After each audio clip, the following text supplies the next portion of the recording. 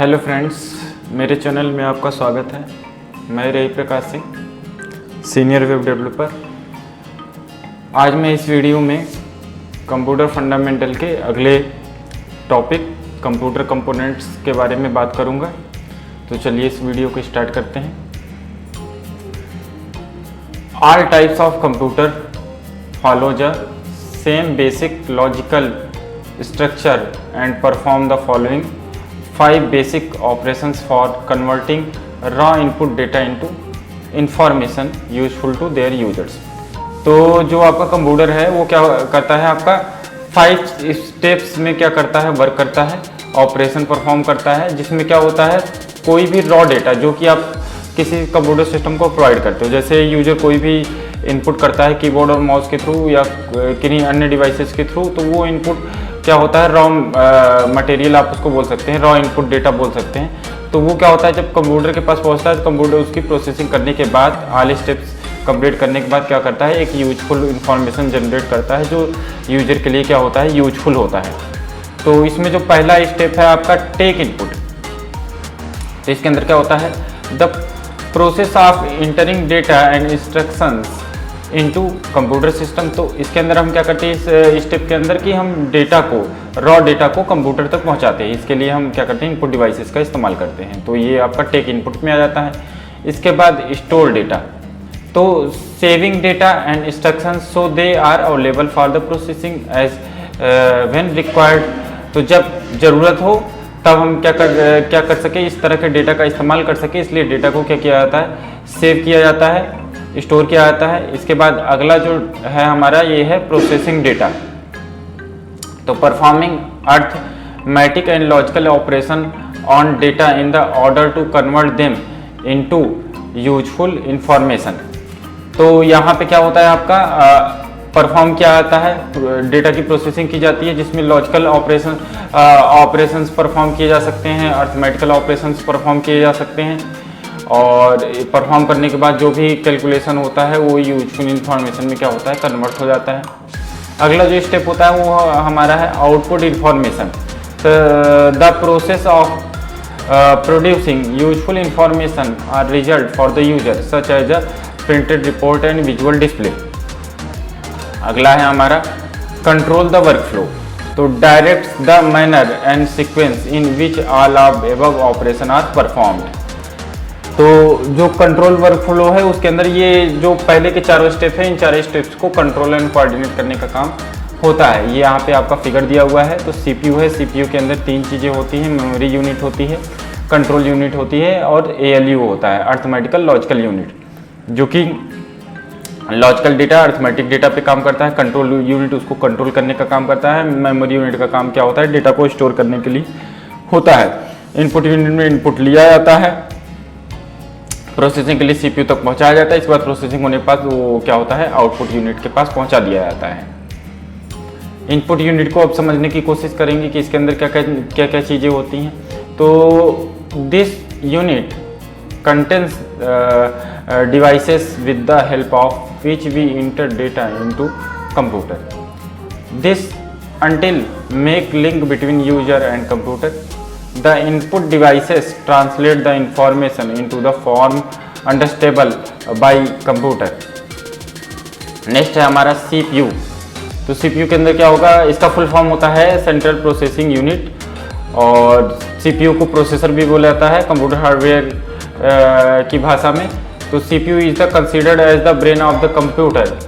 CPU perform all type of data processing operations. तो CPU like a human brain की तरह होता है, इसका काम भी कंट्रोल एंड कोऑर्डिनेट करने का होता है, प्रोसेसिंग करने का होता है, और CPU सभी टाइप के डेटा प्रोसेसिंग करने का काम करता है, और it stores data intermediate results and instructions. तो ये क्या करता है, डेटा को स्टोर भी करता है, रिजल्ट्स को स्टोर करता है, इंस्ट्रक्शंस को स्टोर करने का काम करता है। It control the operation of all part of the computer, ये कंट्रोल करता है सारे ऑपरेशंस को जो कि अलग अलग कंप्यूटर के पार्ट्स में होते हैं। CPU itself has the following 3 component. तो ALU memory unit, control unit. तो ALU stand for arithmetical logical unit. तो आउटपुट यूनिट को अब हम देखेंगे, आउटपुट यूनिट क्या है। तो output unit consist of devices with the help of which we get the information from computer.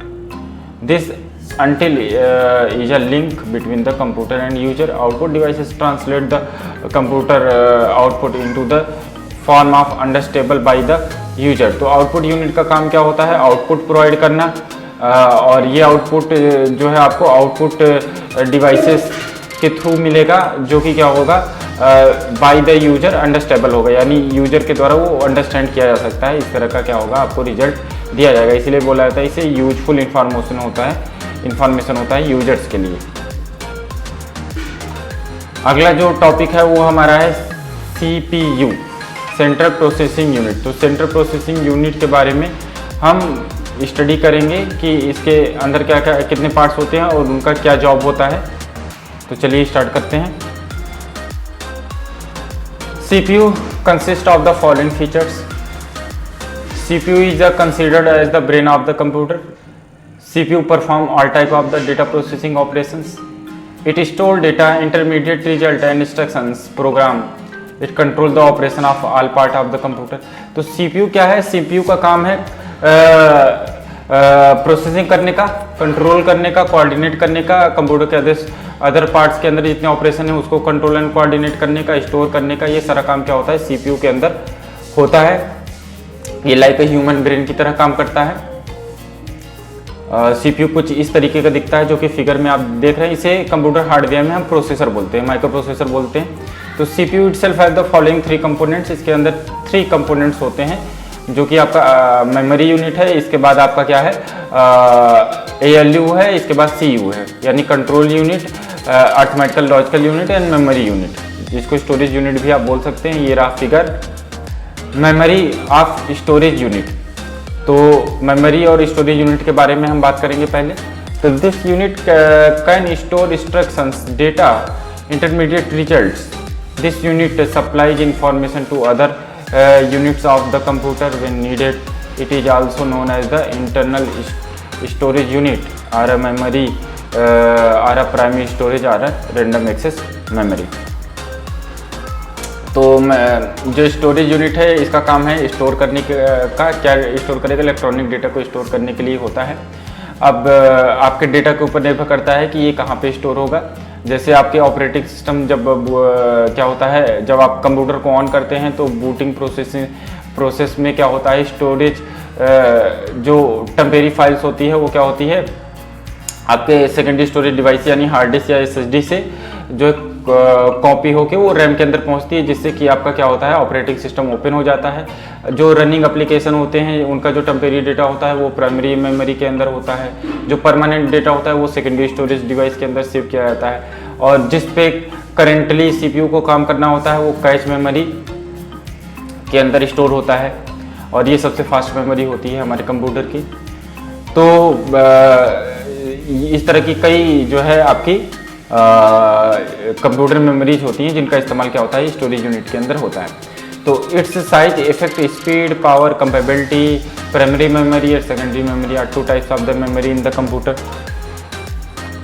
Functions of memory unit are: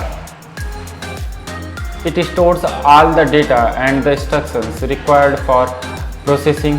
It stored intermediate result for the of the processing. It store final results of processing before these results are released to an output device. All input outputs are transmitted through the main memory.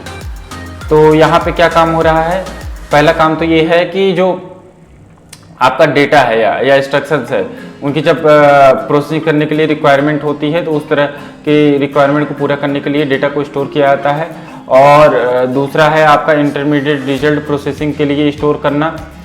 तीसरा आपका क्या है, store final results. Final result जो होता है उसको भी store करने का काम होता है इन्हीं मेमोरीज का, जो कि आउटपुट डिवाइस यूज करते हैं।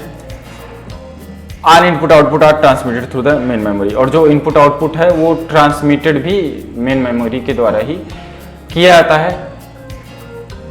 अगला है आपका CU, जिसको हम बोलते हैं कंट्रोल यूनिट। इसका काम क्या है ये भी देख लेते हैं। This unit control the operation of all part of the computer but does not carry out any actual data processing operation. तो क्या होता है, इस यूनिट का काम क्या करना है, कंट्रोल करने का है, और सारे ऑपरेशंस को कंट्रोल करता है, कंप्यूटर के अन्य पार्ट्स के जो भी ऑपरेशन है उनको कंट्रोल करता है, बट ये एक्चुअली कोई डेटा प्रोसेसिंग में पार्टिसिपेट नहीं करता है। और functions of this unit are, it is responsible for controlling the transfer of data instructions among other units of the computer. जो अलग अलग कंप्यूटर की यूनिट है उनके बीच में जो डेटा ट्रांसफ़र हो रहा है उसके लिए रिस्पॉन्सिबल होता है, उसको कंट्रोल करने के लिए रिस्पॉन्सिबल होता है। It manages and coordinate the all unit of the computer, manage और कोऑर्डिनेट करने का काम होता है। It obtain the instructions from the memory and interpret them and direct the operation of the computer. It communicates the input output devices, transfer of data and result from storage. It does not process or store data. तो इसका काम क्या नहीं है, process और store करना। Next हमारा है ALU, जिसको हम जानते हैं अर्थमेटिकल लॉजिकल यूनिट के नाम से। इसके भी अपने दो सेक्शन होते हैं, एक क्या होता है अर्थमेटिकल सेक्शन होता है, दूसरा आपका लॉजिकल सेक्शन होता है। तो दो सब सेक्शंस में बटा हुआ होता है। अर्थमेटिक सेक्शन का काम इसके मतलब नाम से ही हम जान जाते हैं कि अर्थमेटिकल जो डेटा होता है उस पर ये सेक्शन काम करता है। तो function of arithmetic section to perform arithmetic operations like addition, subtractions, multiplication and division. All complex operation are done by making repetitive use of above operations. अब लॉजिकल सेक्शन के अंदर क्या होता है, function of logical section is to perform logical operation such as comparing, selecting, matching and merging of data. तो ये दो तरह के सेक्शन हैं जो कि क्या होते हैं ALU के अंदर काम करते हैं। अगर अर्थमेटिक डेटा है तो अर्थमेटिक सेक्शन काम करेगा, लॉजिकल डेटा है जहाँ पे कंपैरिजन वगैरह करना है तो वहाँ पे क्या होता है लॉजिक सेक्शन आपका काम करता है।